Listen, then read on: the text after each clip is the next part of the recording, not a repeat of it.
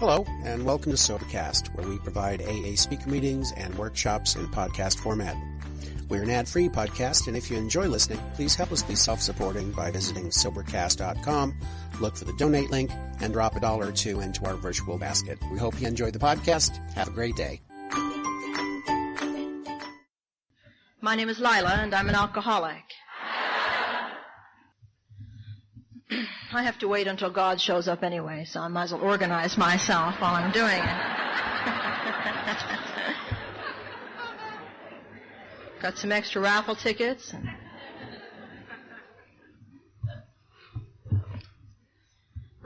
Just to the light.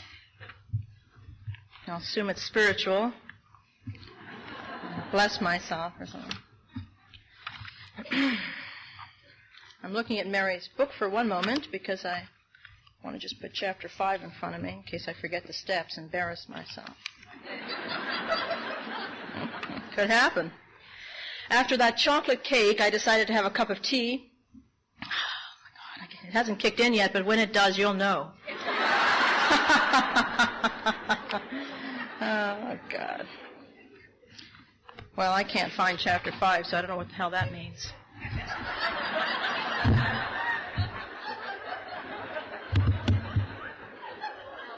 I want to thank Mary very much for asking me to join you tonight and for her year of email.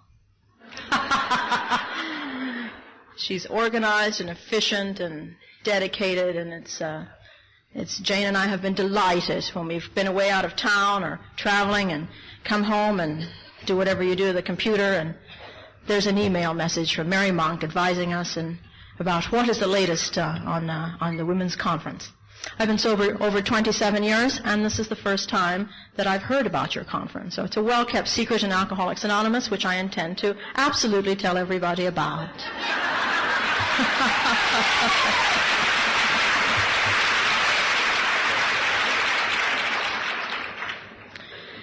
Well, with the exception of Glenn, who we're going to have to ask to identify, maybe you can assume a feminine consciousness or something. I'm delighted to have the opportunity to speak to so many women in one room at one time that are all sober. I have been actually looking forward to wondering what would that feel like, to talk to almost whatever number of sober women. So far, I don't feel a bloody thing. I mean, I need a few minutes to warm up in case you haven't noticed, You see, I believe that I'm the kind of speaker, actually always have been. I've always envied people who get up and they say, my name is so-and-so, and I'm an alcoholic, and this is exactly my story, and they tell the same story each and every time. I don't have that at all. When I turned 20 years sober, or around 18 actually, I decided, I talked about it with God later, but I first decided that my responsibility really was to talk to you about who I am, how I feel, how it is to be a sober woman. Obviously I drank, or I could not have stood AA for 27 years.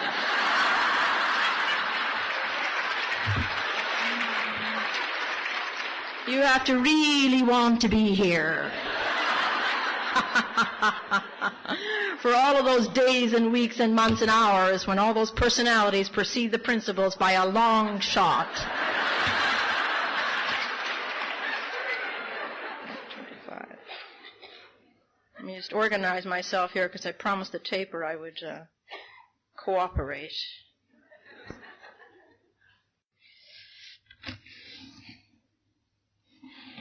So,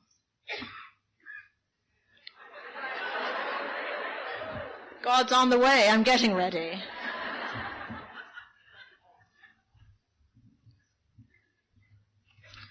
Actually, I'm having a hot flash.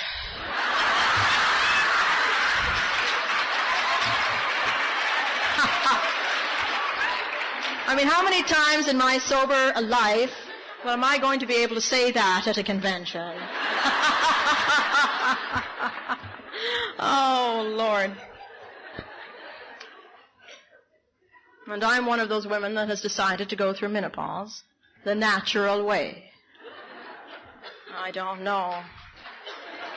I wouldn't clap. You should see me drive. Oh, God.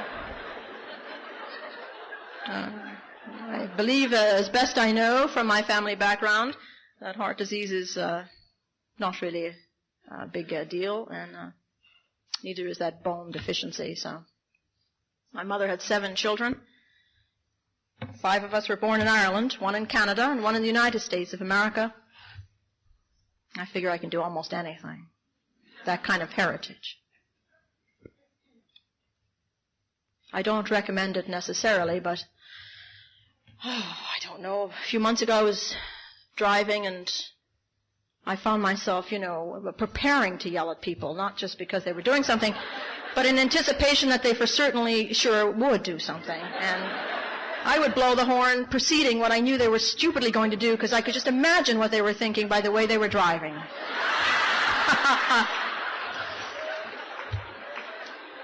And Jane said to me, it's getting very difficult to be in the car with you. It was getting difficult for me to be in the car with me. What the hell? It was very hard for me, because now normally, it's just, I don't know, I think it just comes of years of resistance and then years of acceptance that you get to be familiar with yourself. I think if you stay sober long enough, it's one of the great benefits, is that you A, see yourself in retrospect, and B, you just get to know yourself a little bit better. And that sense of unmanageability, when it comes over me, I kind of know it. But I don't know, I hit that plateau of the change of women, and I lost all ability to know I was in complete madness until I was already blowing the horn and crazy. It's just awful. Now, what has this got to do with talking at an AA meeting? Everything. Everything. The fact that I showed up, the fact that I'm here, the fact that I'm talking, the fact that I'm going through the change, the fact that I'm alive, the fact that I breathe, has got everything to do with my life in Alcoholics Anonymous. Because without all those changes and without AA, I wouldn't know how to go through them. I wouldn't go through them. I would take something. I would do something. I would make it easier. I would find the easier, softer way. I would escape. It would go away. I certainly would blame you. So any event in my life, no matter how big, how little, how small, how big, huge, small, insignificant, it doesn't matter, is about staying sober. It's about living a moment at a time. It's taken me so many years to understand that quality precedes quantity. Quality of my day. So I went to an acupuncturist for this problem, this driving problem. This headache problem and this every hour on the hour wake up problem. And I told her that she had to help me or I was probably going to kill someone. So now I'm taking this ghastly herbal tea regularly and getting acupuncture treatments once a month. And, I don't know, since everything is basically psychological and I have a problem with the mind, I can almost make anything that I do acceptable to me. And believe it or not, it's working, except for the odd little flash, when you least want it.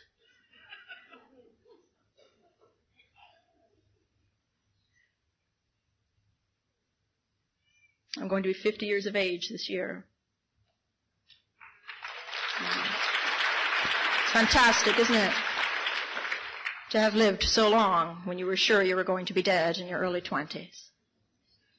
And to have lived most of my life sober. Incredible. My life has just begun. Now I've done a lot of things. And I suppose by society standard, I've accomplished a lot. And, I've done all the things you're supposed to do to get all the pats on the back.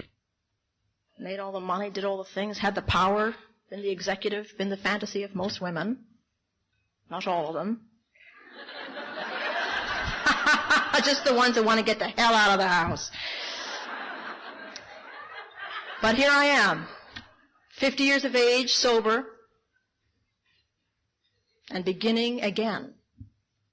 I believe that if you can stay sober for any given period of time, you will get to live as many lifetimes as you want to while you're alive. You no longer have to die, I believe, in order to change and to grow and to do things entirely different.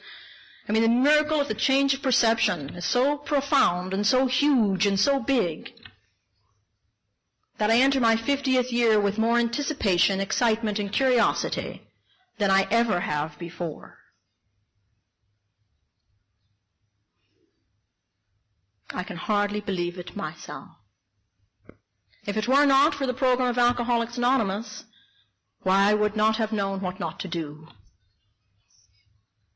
I have learned in the last number of years how to live by the process of substitution.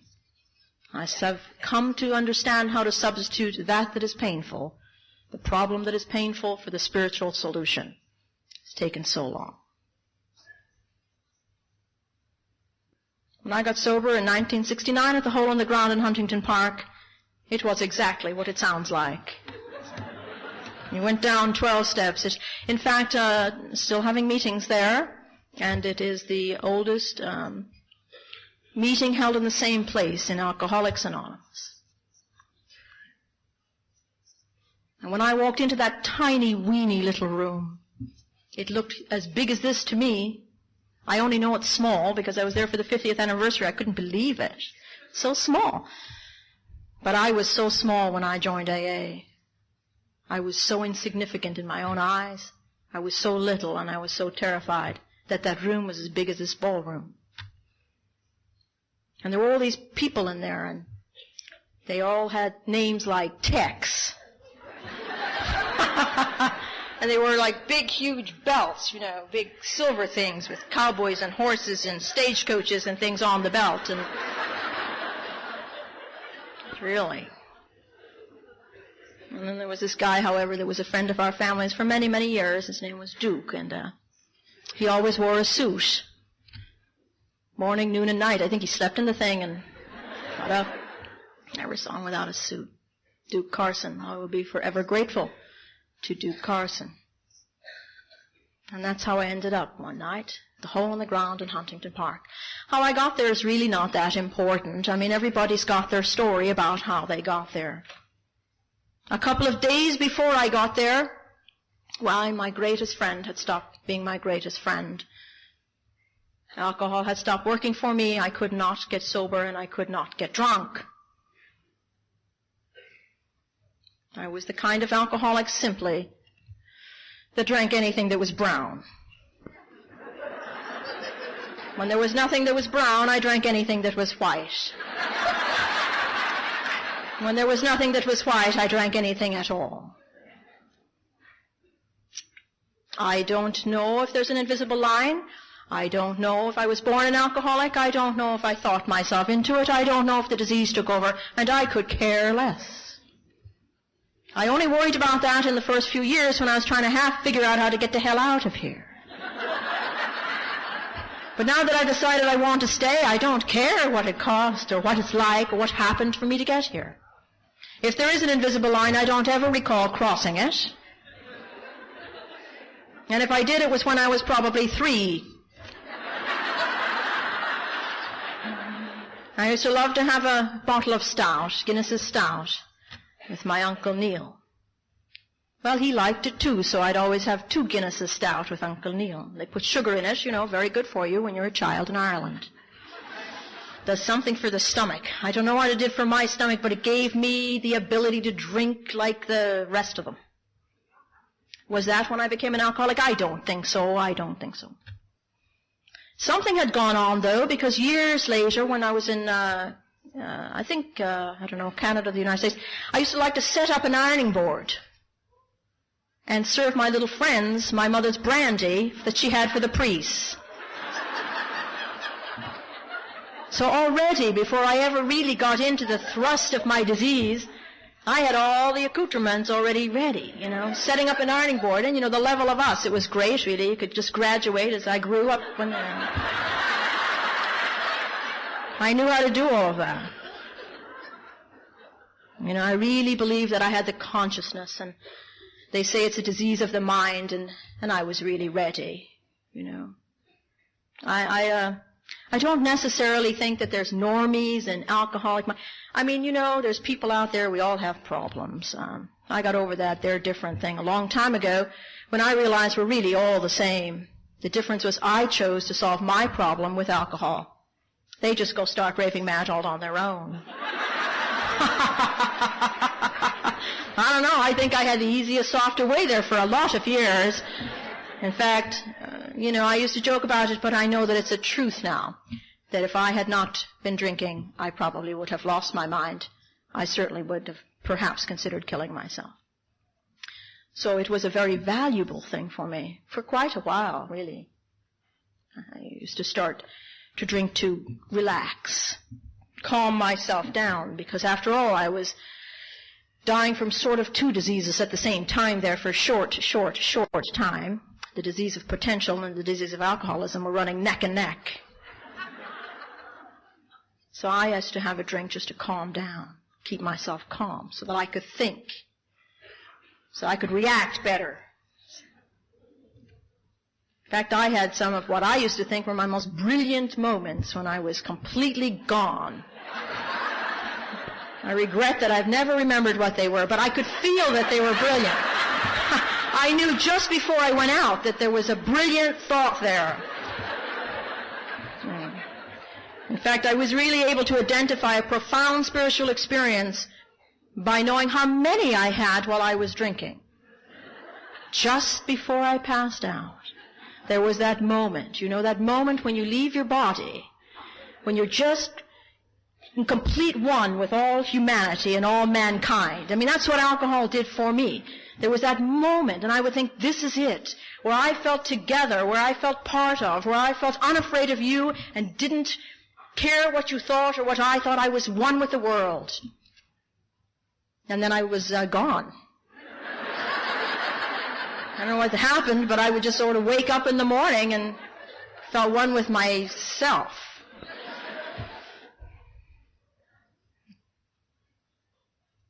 So the 2 days before I joined Alcoholics Anonymous, I was unable to move my neck. I was unable to move my head to any side. I was suffering from alcoholic paralysis. And through a series of events that are really profound now, I ended up at the hole in the ground in Huntington Park. And there they all were. And I decided immediately that I was only going to stay for a short period of time. I was just going to stay until my fear went away. You see, I was so terrified that I would drink, I had to go to AA. I was afraid to drink right then and there. I needed to just get myself together first. I only stayed because I was afraid.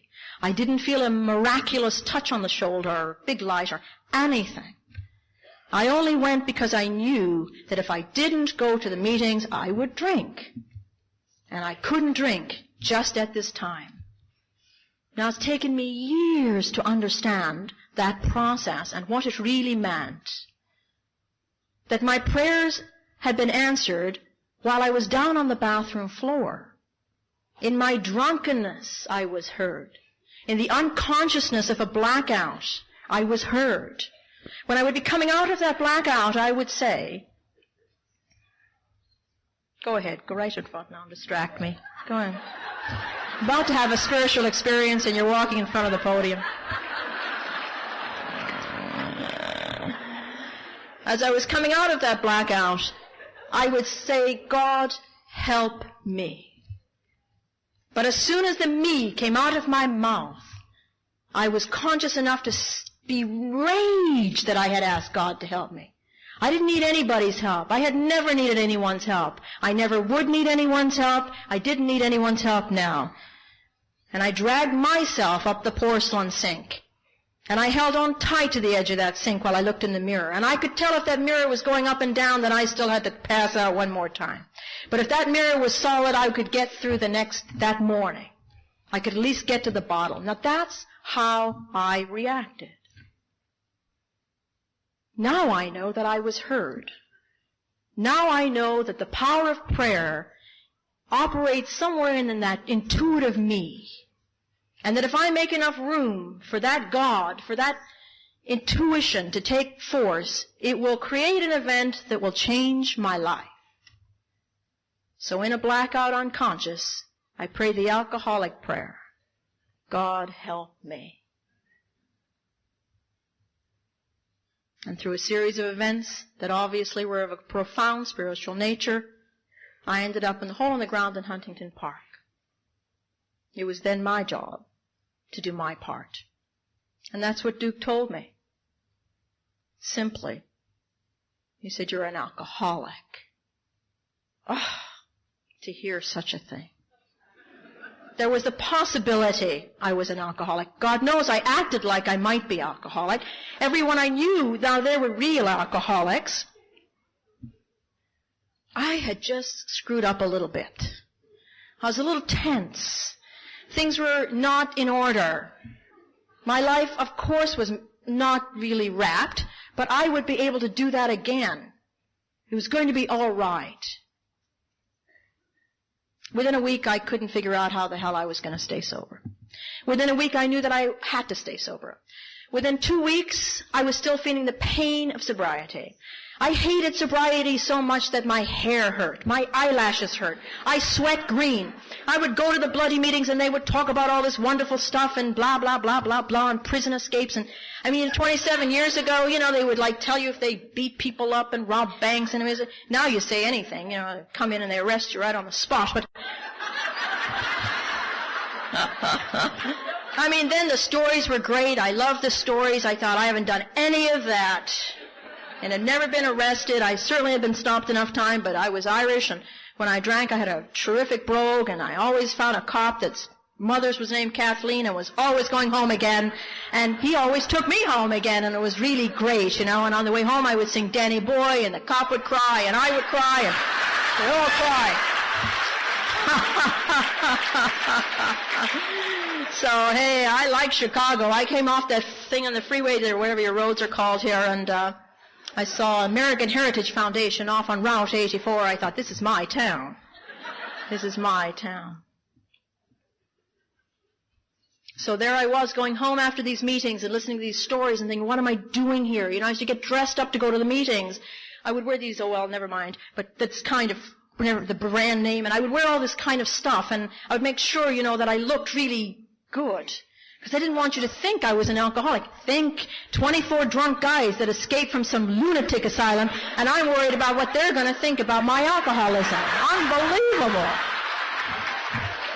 The woman in there with no teeth, and another woman that looked like she, just got teeth. They stuck way out, and, I couldn't believe it. I couldn't believe I was there, and I'm looking at their teeth and their no teeth and these guys and their T-shirts and plaid shirts and Duke with the book and, you're an alcoholic and, oh my God, how could this possibly be happening to me? Now you would think I would have run out of there but no, I'm going every night. Every night. No intention of staying, mind you, but every night, and I'm there like they say, you got to come early, and, not like now, everybody rolls in whenever the hell they want to, and they roll out whenever the hell. I don't understand that kind of AA. We have to be there early.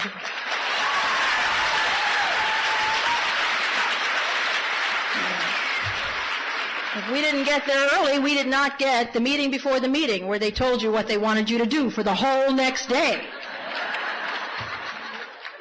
And then we got the meeting, and then you couldn't just dash out of there because somebody had an ice cream cake or some other godforsaken thing that they made you eat. Jelly donuts were really big. Yeah, jelly donuts at night. At night even they had the jelly donuts.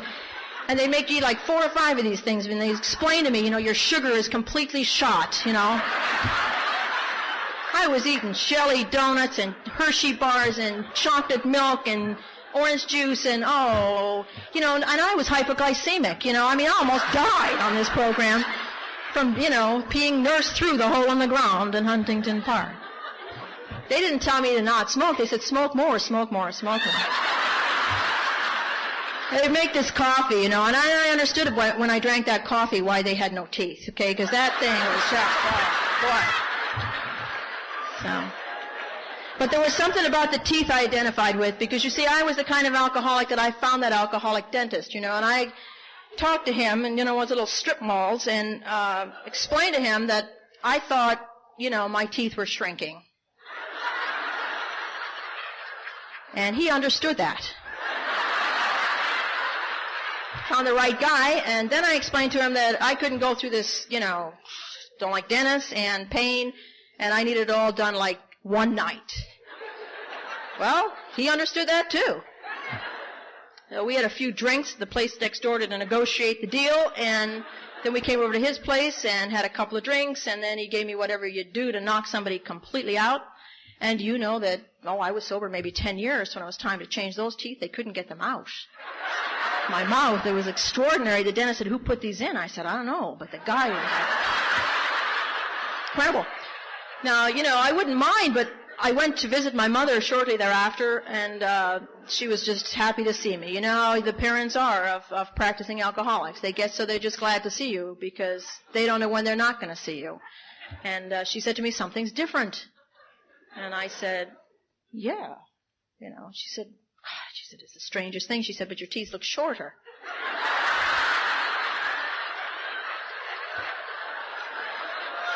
So I kind of identified with the lack of teeth and all that at the Huntington down there, and I started to identify with these prisoners and who'd been to jail, and I started to identify with wanting to rob a bank. I had a little financial insecurity. And I started to have, a real kind of like kinship developing with this group, and Duke would drag me back in the side area there where they had a kind of a kitchen. If you were really special, I was really special, because he knew my family. And, it's not what's who you know, even in AA, I can tell you. But there was a little throw-up room right behind there, too. And I found out later he just wanted to keep me close to that room because I was new and they just wanted you to be, appropriate when you suddenly decided that it was all over. So I was in that little room a few times, actually. It was a really wonderful experience. And when I would come out of the room, that's when you're really surrendered sober, after you've had a good physical upset. And that's when Duke would grab me and open the book, like I cared what was in that book. And he would say, "You're an alcoholic, and there's 4 things you have to do. Because you're the kind of alcoholic that has to stay sober for the rest of your life." Oh, I could barely get home. And the guy's talking about the rest of my life. But you see, he was right. I am that kind of alcoholic. I have to stay sober for the rest of my life. How I do that is one day at a time. For the rest of my life, I allow no thought. I have had the good fortune in my sobriety to travel this world, to be a lot of places, to be in a lot of places where alcohol is served and phenomenal desserts and built in great little monumental things and poured alcohol all over them. And I have to tell you that I have never had a dessert where I have not questioned the chef. And I don't care. I check everything because I was the kind of alcoholic that if you came to a party at my home and you were sober, I did not want you there, and if you insisted upon staying, I got you drunk. Do you think for one moment that I am not going to be cautious about my sobriety when there's people like me out there? And so I know that I must stay sober for the rest of my life, and I have gone to great lengths to make sure that I do. I heard all those things, if you don't want to slip, don't go where it's slippery.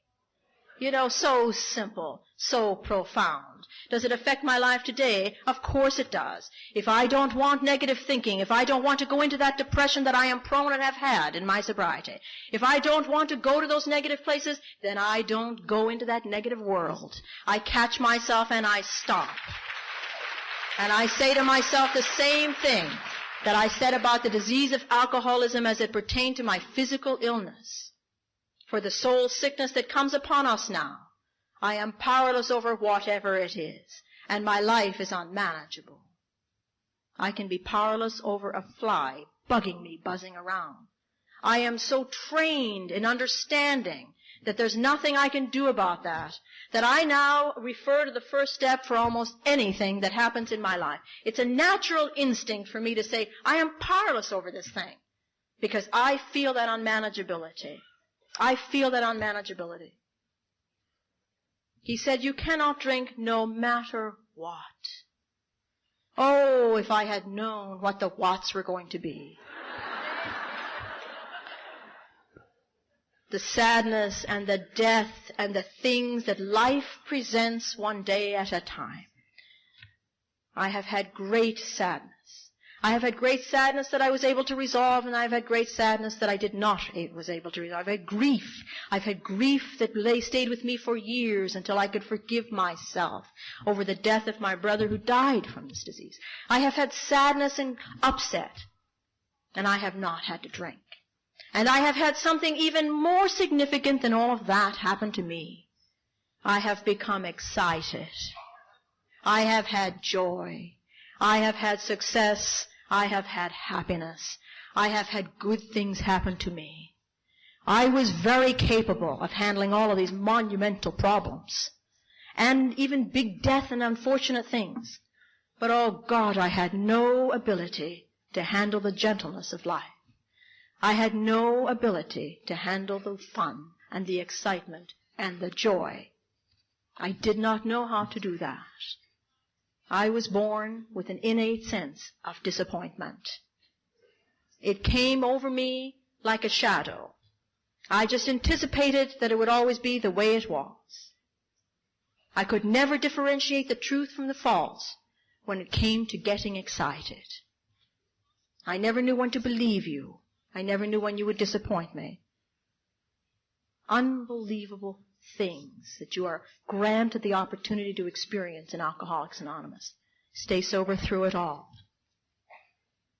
Through it all. So he said to me, the way that you stay sober for the rest of your life, one day at a time, is that you must go to meetings of Alcoholics Anonymous for the rest of your life.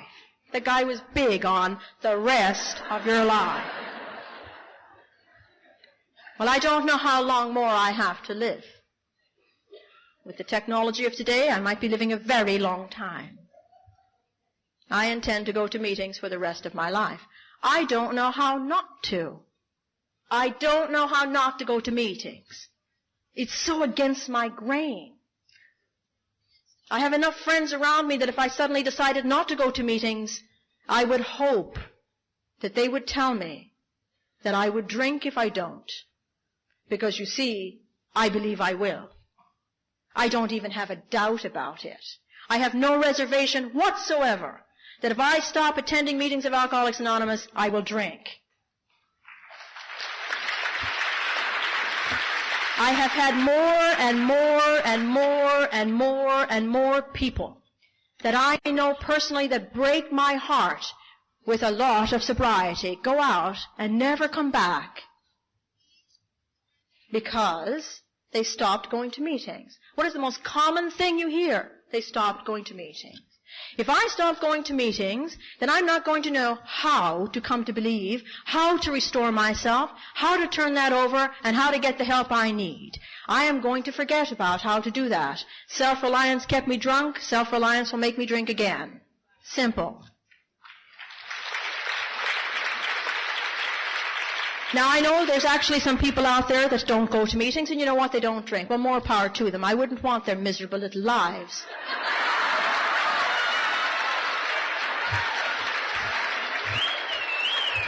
My first judgment openly of the evening. I like to know as I'm human, it keeps me in balance. The truth is I don't know about their lives. The truth is I convinced myself 27 years ago that if I don't go to meetings, I will drink. It's a self-fulfilling prophecy. I know that. Besides, I went to meetings at the beginning because I needed to. I stayed until I wanted to go. I can't imagine not going to meetings of Alcoholics Anonymous. Can't imagine. They told me at the Hole in the Ground that I was the kind of alcoholic that should put my cap back on the toothpaste because what drunk puts their cap back on the toothpaste? To go home and to do those little things, to make my bed every day, to clean my house. He said, you've got to go to meetings. You've got to clean your house. I said, okay. And I cleaned that house. And there was a certain time of the month, and you know how clean those houses can become. And you could have had surgery on my house. He said, did you put your cap back on the toothpaste?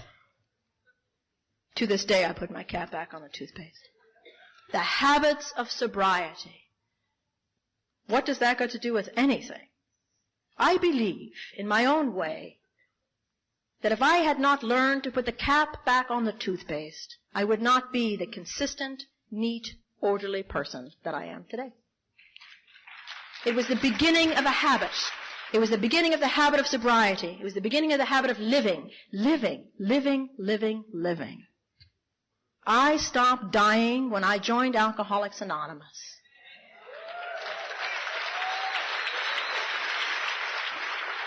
I started living fully when I stopped blaming you for me not being able to. And I was sober when I blamed you. And I was sober when I went back out there and created my own destiny. And I was sober when all those things happened to me. And I wish it all for you. I wish you every mistake you can make sober. I wish you the opportunity to get back up on your feet. I wish you happiness and sadness and joy and all of it. Because isn't that how you find out how big your God is?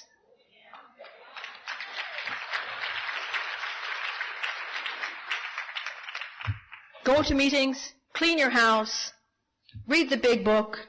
Don't come back and tell us what you think.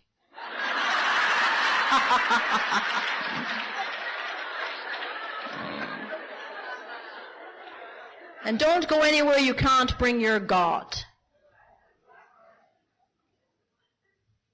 And nothing has changed.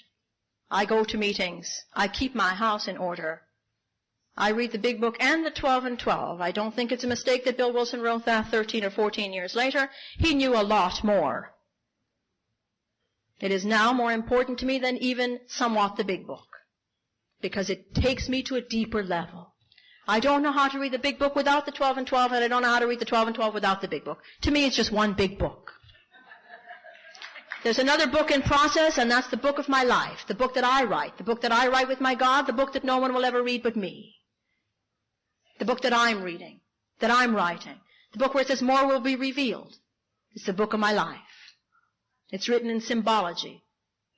It's in the words of kindness that I remember sometimes. It's documenting the feelings of kindness when somebody is good to me. This is a symbology of coming to just share at a meeting. It's all the incidences of coming to believe. All the perceptions that have changed for me. Perception, a change in perception is a miracle. If you were to just sit right now, if you're sober 1 year or 47 or 6 years, and think about how much change in perception you have had, you couldn't count the miracles. They would be just too many of them. And you know what's great about miracles? From once you get the hang of this miracle thing, I expect them. I wouldn't know what to do without a miracle. I would not know how to have a day that didn't have miracles. They're just the way it is for me. You see, I'm an alcoholic. I want it all. Just because I got sober doesn't mean I don't want it all. I don't know how not to have it all. The I want in me that was there when I drank. That alcohol fired that imagination. Where I went to dream, where I went to fantasize. That's what booze did for me for the longest time. It created dreams, it created fantasies, it took me away. And it said, you can have whatever you want. All those things that you need to protect yourself with. You know, I got sober and I stopped drinking, and that did not change. I needed something else to take me to those places. And I went out there and I created, boom, boom, boom, boom, boom, that stress of the world to take me. And I thought, if I can protect myself, if I can have all those accoutrements, if I can have money, if I can do those things, I can get what I want. And you know what I really wanted? I wanted to get the hell away from you as far as I could. And I was sober, active member of Alcoholics Anonymous. And I was saying the right things and doing the right things. And all of us were patting each other on the back. And the truth was, I was building the vision for myself. I couldn't understand. I knew that there was a God. My God, how can you not know there's a God if you're sitting in this room tonight? How can you not know? You can kid yourself, but the truth is, there's a God, or you wouldn't be here. Imagine yourself sitting in this chair, and not as you look beautiful tonight, but on your first night of meetings of Alcoholics Anonymous. Hey, there's a miracle. Think of how you looked and think of how you felt. You didn't look like this, I can assure you.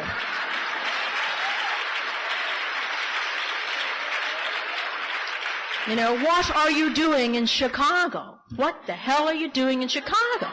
With 2,400 women looking great, feeling good, wanting to scream your excitement, wanting to be able to not have to contain it, wanting to be free for just 5 minutes of saying, oh my God, something profound has happened to me. Something huge has happened to me. Maybe they don't all understand outside of AA. Maybe my family and my husband and my children and my life and my lovers and my friends don't understand. But in the rooms of Alcoholics Anonymous, we understand.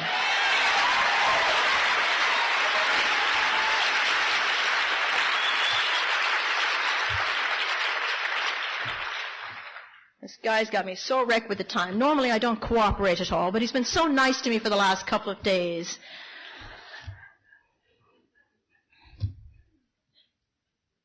So there it was, the beginning of my sobriety. The 4 things that I do now, I did then. Put that cap back on that toothpaste. Make that bed so you don't get back into it.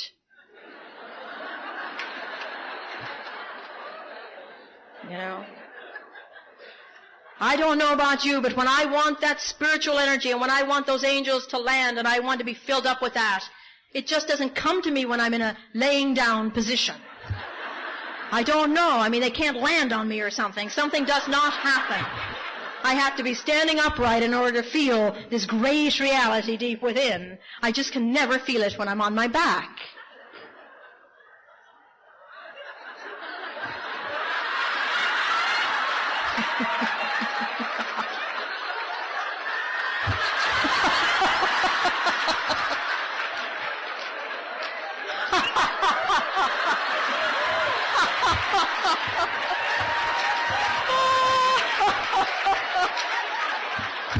Not necessarily so.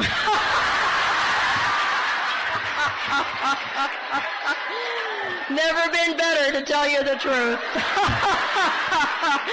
I am there now. All there. Wanting to be there.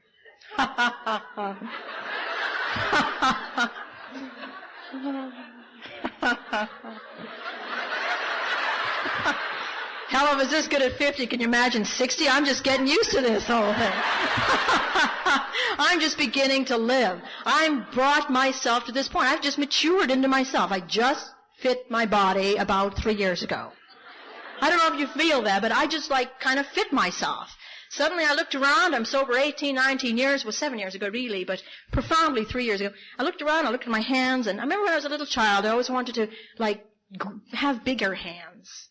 You know, I wanted to be able to touch more things, and I loved my hands. I wanted to be able to touch things with them. And God, I'm looking at my hands a few years ago sober, and I'd grown into my hands. And I loved my hands. And in the last 3 years, I've grown into my body. I don't know how to explain it. But I kind of grew into myself. I grew up. You don't have to wait as long as I did. It just took a long time for me because I was so terribly insecure. I had so much that I created sober that I had to unlearn sober. You know, in order for me to feel secure, I had to go out there and get security. And then I found out, wow, it's not going to do it.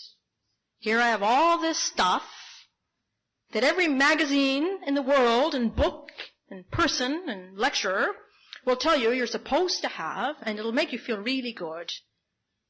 And you know what? Didn't. I had not shared enough of it with my God. I had shared enough to stay sober, but I did not share enough to own it.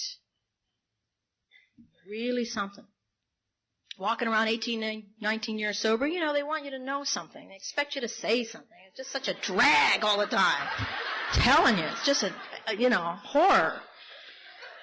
Finally reached a stage when people call me on the phone and just get to the bottom line. I mean, what the hell's the point? You're going to have a change. Everything changes. It doesn't matter what your trauma is. Every problem's a spiritual problem. Every solution's a spiritual solution. Call me tomorrow. That's it. You know, I mean, isn't it the truth? Boy, been there, done that. You're not going to kill yourself. Unfortunately, you're going to live. You're probably going to live a long time. Call somebody closer in your years of sobriety so you can commiserate over this drama. you know. That's what I was thinking. I'm 19 years sober, and I am having a depression. I would like to have it with some modulum of peace. I am sober long enough to know that if you're going to be depressed, for God's sake, be comfortable and depressed. What was wrong with me? What was wrong with me is that I had become healthy enough as a result of my association with Alcoholics Anonymous, as a result of my willingness to live, as a result of my looking at the book and doing the steps in whatever haphazard manner I did them. Enough to become healthy enough to know that I was missing God. That's what happened to me. You know, a couple of years ago, I heard a story about a little tiny baby that was born to this family. Now, I'm Irish. I embellish. I have made this story my own. I'm telling you right now, it's not my story. I'm not even going to tell it like it is, but I'm going to tell you the way I hear it. I imagine it, and I have felt it. Anyway, this little baby was born into this family, and this mother and father had a little girl, and she was about that big, in my mind. And she kept bugging her mother and father that she wanted to spend some time alone with this little baby. She wanted to be alone and wanted to close the door. She wanted to talk to this little baby by herself. Of course, you know, they're parents of the 90s. They thought, oh, she's going to kill the kid the minute we leave her. Why not, you know? Eventually, she bugged them, and they let her into the room. Now, they had put a baby monitor under the pillow and a baby monitor at the door, and they're like ready, like the SWAT team, to go in there. But they left her alone, and they closed, and she did. She closed that door, this little tiny girl, 5 or 6 probably, and she went up to the crib of the newborn little brother, and she bent down, and she whispered in his ear, "Help me, help me. I'm beginning to forget God. Help me, help me. I'm beginning to forget God." When I was 18 or 19 years sober, I was struck with a profound reality. And I started to pray like I have never prayed before. Help me, help me. I'm beginning to remember God. Help me, help me. I'm beginning to remember God. And that created such a desperation in me that I did not know what to do. And I knew that the solution outside of me was no longer going to work. And I did something that only people like you and I know how to do. I went back to the beginning, and I took that big book, and I read it from the table of contents, every single word, through 164 pages. And then I went to the 12 and 12, and I read it from the table of contents, all the way through, including the traditions. And I read it again, and I read it again. And every time I read it, I found something more meaningful. And every time I read it, the anxiety lessened, and the chains that were around my soul began to loosen up. And I knew that I had found the answer. I went back to meetings of Alcoholics Anonymous, and I listened. I listened like only the dying can. And what I was dying from now was a disease that we all are touched upon, if we are honest, sober. Soul sickness. A soul sickness. And I listened, and I listened, and I listened. And the newcomer and the old-timer, whatever they said, healed me. They may have been talking about their problems and their alcohol and their whatever, but they were talking about their search for God. And it was no mistake that that's what I needed. And my life began to take on a whole new dimension. And I knew that stone cold sober, I was back down on the mental bathroom floor saying, "God, help me." Only this time, I had had a profound miracle for the physical disease of alcoholism, and this time I knew that if I stayed and prayed, that a profound thing was going to happen, and that I would create a change that would affect my whole life by making room for God. And I thought, how do I make room for God? because I knew now that that was the answer. What do I have to do?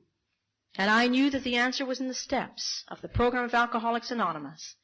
And it did not diminish one bit the way I had taken them before. It changed nothing for me. It changed nothing. All it meant now is that I had to work them in order. All it meant now was that I was sober long enough that I had to find the way to wear those steps as my own. They were no longer the steps of Alcoholics Anonymous. They were no longer the steps of you. They were no longer the steps of the group. They were my steps. They had to become mine. I had to bring them inside of me. The great reality was that it had to be inside. I used to look and I used to wonder, how do these people have this God? Where do they get this peace? Where do they look to? How do you have it? And I used to read about this inside, and there were moments, of course, throughout the years that I would feel something inside, something like true peace, but not really. And I used to think, what am I doing wrong? How can I be sober all these years and not have this thing inside? This great reality, the spirit of the universe, friend. You see, I could not deal with that Christian God. There was too much judgment for me. This is my opinion. Not debatable after I finish speaking. My opinion. It was fine for my mother, a devout Roman Catholic. It was fine for St. Anthony's God. I still pray to the guy when but it was fine for all of that. But it wasn't enough for me. You see, I couldn't do that. That was part of my disappointment. I knew that there was something different, and I had to find it. And believe it or not, people say, oh, the big book is Christian. It leaves us out. It does this. I found great reality deep within. Spirit of the universe. Friend.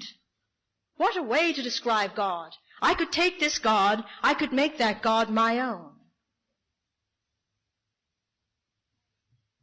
I was powerless over my inability to live life by myself. I was powerless over my judgment of you. I was powerless over my envy. I was powerless over my insecurities. I was powerless over bloody well everything. All I did after my 5th year of sobriety is go back out there and prove to myself that I could do anything I wanted to do by myself. And I patted myself and AA on the back for giving me that kind of strength and courage. Let me tell you how lonely it is to do it when only you've put your hand in God's hand. When the only amount of energy that I would only allow God to hold my hand. I would allow a couple of angels to accompany me. I would fill the room with angels in a boardroom when I had a very big meeting. And I would call upon this spiritual energy whenever I wanted it. But I did not have it with me all of the time. And I didn't feel it inside. And I wanted to feel it inside. And I decided that I wanted to understand how I could have that while I was alive. I had no intention of dying to be united with this great light, with this wonder, with the spirit of the universe. No. I want to know now. I have had millions of things happen to me, millions of miracles. If the second step is true, and I can come to believe, then I can be restored to that child. I can remember God quite alive. And I wanted that. And you know what? I have a God that's so profound and so huge and so big, and it began to change definition, and everything I ever believed left me. I had to change everything. I had to change everything I'd ever known for the 45 years or 40 years I was alive to that time. All those things were old ideas. I had to take the slate and wipe it clean. The only thing I had left is that I had to go to meetings, wouldn't go anywhere I wouldn't bring my God, read the big book in the 12 and 12, keep my house clean, keep my side of the street clean. Boy, I understood that then, and that's what began for me. That's what began for me. And in the last few years, I have spent a lot of time practicing these steps. Every opportunity I get, throughout the whole month of January, for instance, I practice the first step. And any opportunity I get to feel what powerlessness may feel like, I say, oh yeah, that's what powerless is. I'm powerless over that reaction. I'm powerless over the way she looked at me. I'm powerless over the way I thought about her. I'm powerless, I'm powerless, I'm powerless, I'm powerless, I'm powerless. And I feel unmanageable. I know instantly how it feels to feel unmanageable. It hits me right in the stomach. It's a physical experience for me. I automatically want that power now. I have enough hope in the second step to know that if I'm honest enough about how I feel in the first step, I can just ask. And I have come to believe 1,000 times that I will be restored. I will be restored to what? Well, it's got all kinds of definitions for me now, the sanity, but mostly I'll accept balance. I'll just take balance, you know? Enough of a good day, enough bad, enough. I'll just take balance. It doesn't have to be perfect. In fact, I don't want perfect. I just want balance. Balance from me may be very different than balance from you. That's why we can all talk to one another. That's why the seesaw tips. Balance is fine for me. When I really feel insane, if I do not handle that unmanageability, if I don't go to the third step, if I don't make that decision, and I actually prolong it to the point of almost insanity, do you know what that is for me? I feel a conscious disconnection from my God. I do not feel connected to my God. It makes me feel very insane. Rarely does that happen anymore. Because now, when I am powerless over something, when I have a little uncomfortable feeling in me, a little sense of something, when I start to want to manage your life, for instance, something little like that, when I feel like not getting up in the morning, when I feel like what the hell's the use anyway, when those negative thoughts seem to push in there, when I'm judging a lot, when I'm blowing the horn in anticipation of their stupidity, I now can just ask for balance. I make a decision to turn my will and my life over to God. I ask for the help. But that decision has to be made now for me quickly. I make that decision sometimes within a second. I don't feel right. You can help me. I can be restored. Please help me. Yes, I would like the help. And you know what has come to me for me now in my program? A resounding voice out of the heavens yells, "What have you got in the way?" And then I have to look at what I have put in the way. What is the shadow that I have cast on the light? I can no longer blame you. I can no longer blame God. I can no longer blame the world. I have something in the way. I have something in the way. And when I think I can figure that out in its elaborate way, and over the years it may have involved therapy, and sometimes it did, and sometimes it didn't, and it is whatever I write, and all the things that everybody suggests all work, I then go to a member of Alcoholics Anonymous and have enough integrity and honesty with each other that I can discuss what it is that I think is in the way. And what does that mean for me now? It means that I can get it down to something specific. It means that I will go to somebody with enough experience and enough honesty in the spiritual realm so they will say to me, "Oh, what is all that drama? You know, the bottom line is you were a creep. You did that. Oh, my God." Why is that important to me now? A, I don't want to waste a lot of time feeling uncomfortable.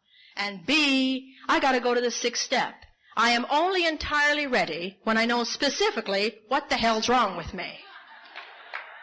And then I am only entirely ready when I say to myself, and I can only say it to me, and you cannot help me, I accept you anyway, Lila. It's okay that you were blah, blah, blah. It's fine. God loves me, no problem. And the minute I can accept me as I am today, precisely as I am today, the seventh step automatically kicks into a huge miracle by itself, and I can humbly say, "Please help me. Please help me." There are many days when I have gone through the day saying, "Please help me, please help me, please help me." It is at that point that I can look around in today and I can say, I can look around in today and I can say to myself, is there anybody that I hurt while I was insane? While I was unmanageable? Sometimes I didn't hurt anybody but myself. Sometimes I never left the house. Sometimes I never left the bed. Sometimes. And then I have to do an amend of my own thinking. So the steps work very personally, very intricately, very involved way. So now I'm at 10, and it's so easy. I'm powerless over X. I feel unmanageable. I know I can be restored. I've been restored 3 or 4 times yesterday. Please help me. What is in the way? Has this ever been in your way? What exactly do you think is wrong with me? God, this is what's wrong with me. It's okay. I'll get over this too. Can you help me? I'm really sorry if I was in a bad place yesterday and interfered in your life. That was really none of my business. Okay, we're okay again. That's my life. That's how it functions. During the day or at night, before I go to sleep, most nights, not every night, most nights, I write a letter. Dear Great Spirit. And I date it, whatever today's date is. I only live today now. Yesterday is over. Tomorrow has not come. Today is the rest of my life. Today. And I date it because it's today. And I have a formal communication. Dear Great Spirit. And anything that's bothering me, I don't write all this massive stuff anymore. I never go to sleep. I just write questions. What do I do about this? What do I do about that? When, what, where, how? Do I, should I, will I, can I? When do you think I should? Now, I'm not talking about monumental problems. I don't have really, right at this precise moment, monumental problems. Unfortunate, I would say that. My nephew is dying. My sister may live. These are monumental problems. But do you know that in the spiritual realm right now, they're workable for me. They're manageable because I have given them to my God. When do I visit my nephew? What do I say? How do I say it? What, when, where, how? About anything. Anything. If I want the windows cleaned, when do I call the guy to come and clean the windows? Every question, so that when I go to sleep, there's nothing on my mind. Nothing on my mind. Can you imagine? Nothing. What, when, where, how, and why? I believe in the question of life. I spent 19 sober years creating the answer. What did it do for me? Separated me from my God. What does the question do for me? Puts me in memory of my God. Makes me remember that I have a God. I ask. Says somewhere, don't ask for anything. What crap? I'm not asking for a Mercedes. I'm asking for help. And I ask, and I ask, and I ask, and I ask, and I don't know how not to ask. And throughout the big book it says, receive, receive, receive. The word no one ever talks about, particularly women. The broken part of us, the receiving part. I ask so that I can receive the gift that I have been promised in this life. The gift of help from my spiritual universe. The gift of help from the silent world. The gift of help from everyone that's gone on before me. The gift of help that is constantly and forever there. I ask to make room for the answer. And I go to sleep. Now, I don't know what you do when you sleep, after you've had your glorious moments at 50. But I'll tell you what I do when I sleep. I close my eyes after I throw this piece of paper away, and I expect that I will be taught, that the answer will come to me, that God is already working, that my angels are talking to your angels, and you are going to appear in front of me tomorrow, and you will tell me exactly what the answer is. And it will come in the form of a person, place, thing, event, or an article in the newspaper, or an AA meeting, or something. And all I have to do is get out of the way and do nothing. Do nothing. The most spiritually profound thing I've ever done sober since I've been 20 years sober is nothing. It is so hard to do nothing. Nothing. Nothing. God help me and do nothing. My God yells from the heavens, get out of the way. Stop it so we can help you. Do nothing so we can get in. Stop thinking. Get rid of those thoughts. Make room in your heart. Make room in your soul. Get healthier in your body. Get in balance, Lila. Get to a meeting. Get out of the way.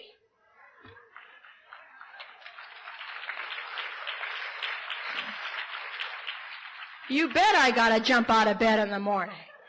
I don't know what's gonna happen when I get up in the morning anymore. I'm expecting a whole bunch of stuff. And I believe I'm going to get it. How does a child born in Ireland who believed in disappointment, who was disappointed, who had all those things happen, who left that country, who saw the death, who saw the separation, who had abandonment issues that would make the books on these psychiatrists shrivel in their seats? What happens to these children? What happens to these people when they join Alcoholics Anonymous, when the booze doesn't work anymore, and they stop talking about their problems, and they start living in the solution, when they start putting their cap on the toothpaste? How does it happen that by making your bed you get up? How does it happen? Because in a deep depression, you answer the phone because another member of AA calls and they're going to kill themselves and you got to help them first before you kill yourself. How does that happen? How do you go from being a person who has to have money and property and power? When I was a little nothing, I wanted to be a bigger nothing. And when I was a vice president, I wanted to be a president. And when I was a president, I wanted to be a CEO. And when I was a CEO, I wanted to be the chairman. And when I was a chairman, I wanted to own the goddamn place. And you know something? I did all that. And guess what? Nothing. Nothing. I was moving too fast. I didn't make room. I forgot. It didn't do it for me. It didn't fix it.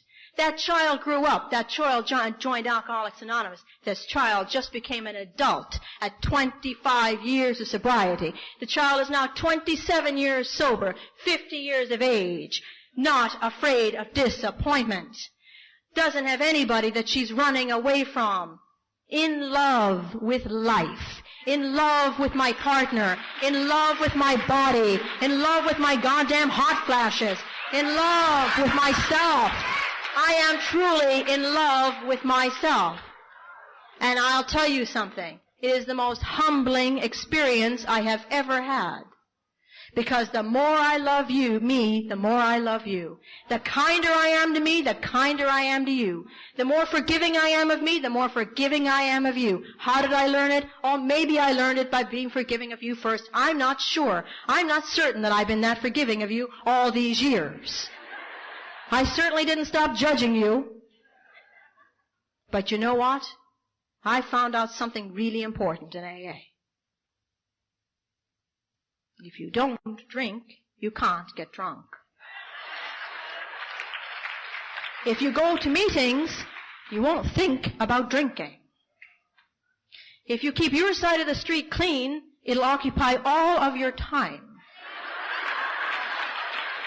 If you read the big book of Alcoholics Anonymous and the 12 and 12 with an open mind, you will find every single solitary answer that you need in order to have a perception change that will cause you to have a brand new life. Sober. And I don't care if you have 18 children, 17 husbands, all of it or none of it. I don't care if you love your life. If you turn yourself over to this God and you really believe in miracles, then you know what? Tomorrow is a brand new day.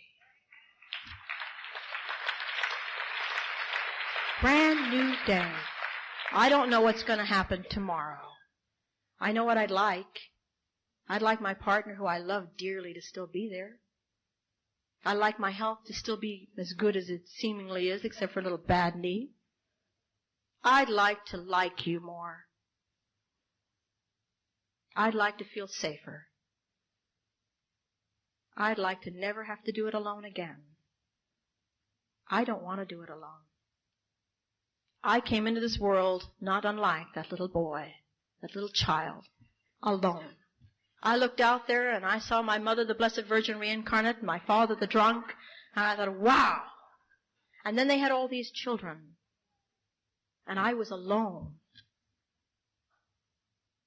And when I joined Alcoholics Anonymous and I felt that kinship with other alcoholics, why, it worked for a couple of years, and then I began to feel alone again. Now I'm sober and alone. Do you know, I'm no longer alone. I have now a belief that is so profound. Well, I hate to tell you this. I wasn't going to bring it up. But you know, I'm surrounded now. I'm surrounded with all sorts of energy and things and spirits that you can't see. Sometimes I can see them. I want to see them more. I intuitively now feel that if I get out of the way, the answer will come. I don't even have to think about it. I just have to ask for it. What do I do? When do I do it? How do I do it? Should I do it? Will I? Will I? I feel the presence of God. Not a God, not the God. I don't believe there is a the God. I feel the presence of all that power. I don't know what it looks like. I couldn't tell you. I only know this is bigger than Scotch. It's even bigger than Alcoholics Anonymous. It's bigger than anything I could even imagine. And some days I feel it all, and I wonder why my lungs don't explode. I wonder what happens. I have found a great reality deep within. A couple of years ago, I felt it. I felt it. I was in a meeting not too long ago, and a man was speaking. His name was Cubby. And he said that he used to pray to God out there. And now he said he doesn't pray to God at all. He prays from God. And I started to cry openly in a meeting of Alcoholics Anonymous, because I knew that even though it had taken me 27 years, I was praying from God out. My friend Jane describes the root of the word I is the fountain, Greek. Fountains flow out. It is all inside of me. It's in there. I'm safe. It can never go away again. I don't know how it could go away. I don't have any habits that make it go away. I have learned the sober habits of recovery, and then I learned the sober habits of living. I learned how to put my cap on the toothpaste, get up in the morning, reach out to another alcoholic or human being, if that matter, read a little bit of the big book, understand how the steps work in my life and make them my life, wear them like a loose garment. Read that book. That book is so profound. It's obviously divinely inspired. I am not afraid to reach back and say, where are you? Touch me on the shoulder. Push me forward. I walk with the angels. I walk with them every day. I walk with so many spirits and energy around me. I am safe. I will never be alone again. I can't be alone. I have a silent world that has opened up to me. I think they call it the fourth dimension in the big book. They talk about it, this intuitiveness that begins to happen. You want to know something profound? It's beginning to happen for me. If I stay in balance and I do what's physically right and emotionally right, then you know what? The spiritual part will take care of itself. All I have to do is put one foot in front of the other and show up. So now, how complicated has my life gotten? Let me tell you. Easy does it. First things first. But for the grace of God, live and let live. All the slogans, the simplicity of the big book, the 12 and 12, regular attendance at meetings of Alcoholics Anonymous, the willingness to tell you who I am. This is the best I could possibly be, this precise moment. I cannot get any better. I can't imagine it. I am the best woman I have ever been. I am so grateful to be alive. I can't wait to live more. I've just begun. I'm 27 years sober and I've just begun. I found my God and my God found me and we love each other. I believe in miracles. I don't know how many of you remember Catherine Coleman, but God, she used to say, I believe. Well, let me tell you something. I could shout it from the tower of the Sears building, wherever it is. I believe in miracles. I believe in life. I believe in God. What has it got to do with Alcoholics Anonymous? Absolutely everything. Absolutely everything. I hate to tell you, and I don't care if you're sober one day. This is a spiritual program. Stop wasting time. That's where it is. Every problem is a spiritual problem. Every problem. Every problem. Every problem has a spiritual solution. Oh, how far I fought and resisted going to that God. Now I run. I run to my God. I run to that paper. Dear Great Spirit. And tonight I will be able to, as I on my knees every night. You see, I don't go where I can't bring my God. I have a person that when we go, Jane and I share that spirituality. She's on her side of the bed on her knees, and I'm on my side on my knees, and guess what I'll be saying tonight? Thank you. Thank you for giving me myself. Thank you for giving me my soul. Thank you for healing the soul sickness of my sobriety. Thank you for the opportunity to talk to other women. Thank you for telling me and letting me be a channel for you. Thank you.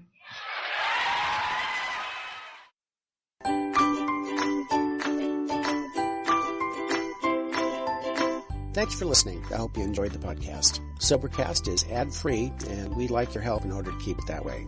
So if you'd like to help us be self-supporting by pledging $1 or $2 a month, visit Sobercast.com and look for the donate links. Thank you very much.